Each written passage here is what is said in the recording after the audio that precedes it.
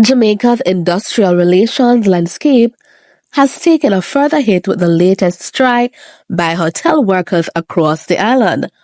The strike is the latest in a series of industrial actions that have rocked various sectors in Jamaica. The hotel workers' strike is primarily driven by grievances over poor working conditions, low wages, and lack of benefits.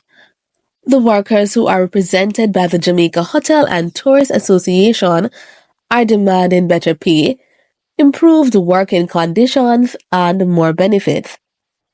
This latest strike comes on the heels of similar industrial actions by other sectors, including nurses and teachers. The nurses' strike, which occurred earlier this year, was sparked by concerns over inadequate staffing, poor working conditions, and low wages. The teachers' strike, which took place recently, was driven by grievances over teacher safety, lack of resources, and poor working conditions. The government has been engaging with the various unions to try to find a resolution to the strikes, but so far no agreements have been reached.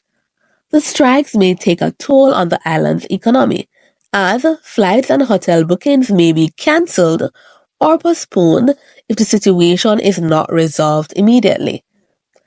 As the situation continues to unfold, one thing is clear. Jamaica's industrial relations landscape is facing significant challenges. The government, unions, and other stakeholders must work together to find a solution to the strikes and ensure that the island's economy and social services are not severely impacted.